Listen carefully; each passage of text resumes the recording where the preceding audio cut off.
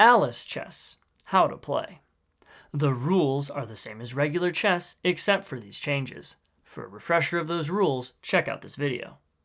Lay out two boards next to each other in the same orientation, but only set up the pieces on one of them.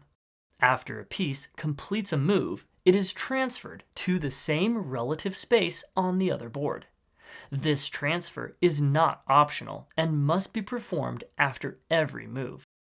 In order for pieces to move, the piece's move must be legal on the board it starts the turn on, and the space it is transferred to on the other board must be vacant. Therefore, capturing a piece is only available on the board the piece starts the turn on.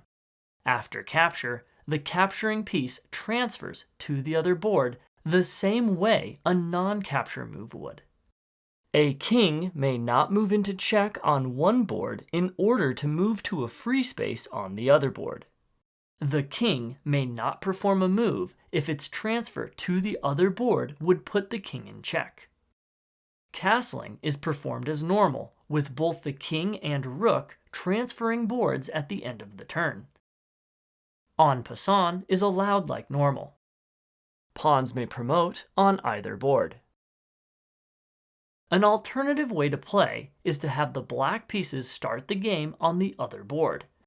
You can also choose to allow null moves so that instead of moving a piece on the board it starts the turn on, it may instead stay in its current relative position and transfer to the other board.